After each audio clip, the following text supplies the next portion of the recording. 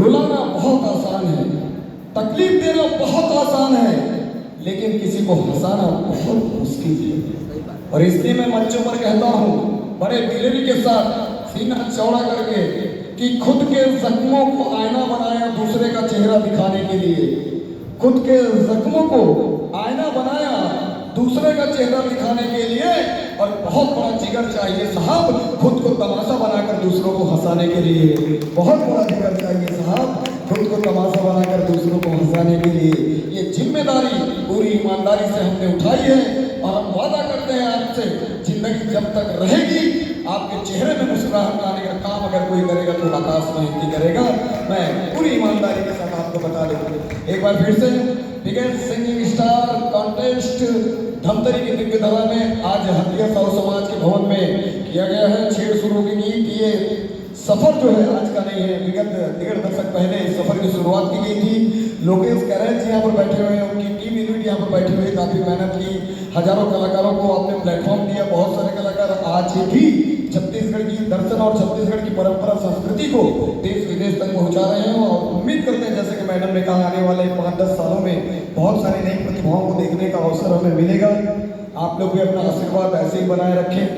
उम्मीद ये भी करता हूँ कि आप अपने बच्चों से जितना प्यार करते हैं, उम्मीद करते हैं कि हमारे बच्चे जीते, तो वैसे दूसरे के बच्चे भी जो आते हैं पार्टिसिपेट करते हैं उनके लिए भी उतनी ही फीस रखें। क्योंकि कलाकार कलाकार होता है और कलाकार जब आप बने तो ये आपकी नैतिक जिम्मेदारी बन जाती है कि प्रस्तुति में ईमानदारी होनी चाहिए।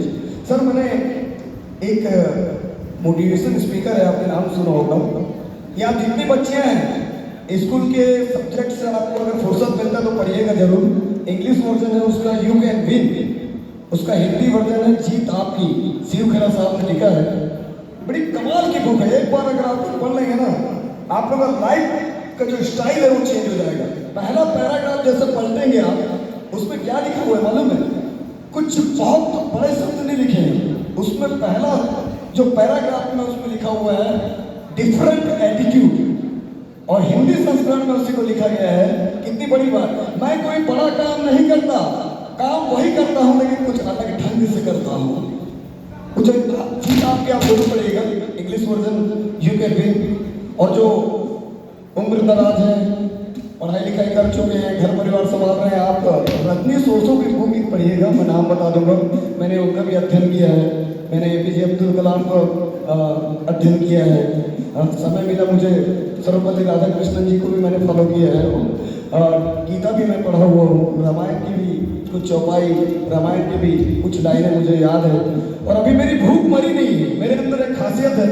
आप मेरी कितनी भी तारीफ कर ले सर, लेकिन ये मत सोचिएगा कि आज जो बोल के जा रहा हूँ कल दूसरे स्टेज में वही बोलूंगा, वो चेंज हो जाएगा। क्योंकि उसके लिए मुझे शोध करना पड़ेगा, उसके लिए मुझे अध्ययन करना पड़ेगा। आपने कल कुमकुम नाम है ना, कुमकुम कौन सी क्लास में हो? सुना नहीं देगा, लेकिन आपने कल जो पढ़ा होगा ना वो आप आज भूल गई होगी। मैं जब 5वीं में था, 10 साल का था, आज मेरी उम्र 50 साल है, 50 ईयर कंप्लीट हो गए हैं। तो उस समय का 40 साल पुराना भी मैं आज भी बोल सकता हूँ, पढ़ सकता हूँ। हुए बहुत दिन बुढ़िया एक चलती थी लाठी को टेक, उसके पास बहुत था माल, जाना था उसको ससुराल, मगर राह में चीते से लेते थे राही को गेर, उसने निकाला एक तकबीर। ये हामिद का चिट्ठा मुझे आज भी याद है। आगे आप मीठी से गए थे इसलिए सर। चलिए जो 4 नाम है,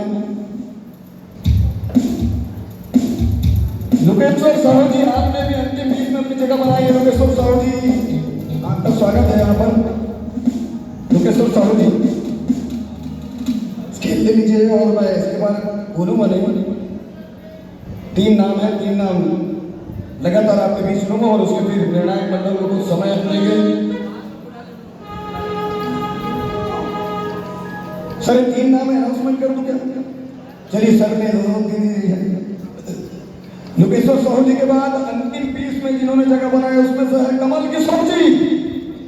कमल किशोर जी आपने जगह बनाई है। राहुल मालिक जी आपने जगह बनाई है। रमन जैन जी आपने भी अंतिम 20 में अपनी जगह बनाई। तो आप तीनों सामने आ जाए, सामने 3 चेयर रखी हुई है, यहाँ आकर बैठ जाए क्योंकि समय का अभाव है, सबको जाना है। कल से नवरात्रि प्रारंभ है, हम लोग भी कल से निकल जाएंगे 25 दिन के दौरे के लिए, तो थोड़ा आराम की आवश्यकता हमें भी है। आप सबको नवरात्रि की बहुत बहुत हार्दिक शुभकामनाएं, बधाई।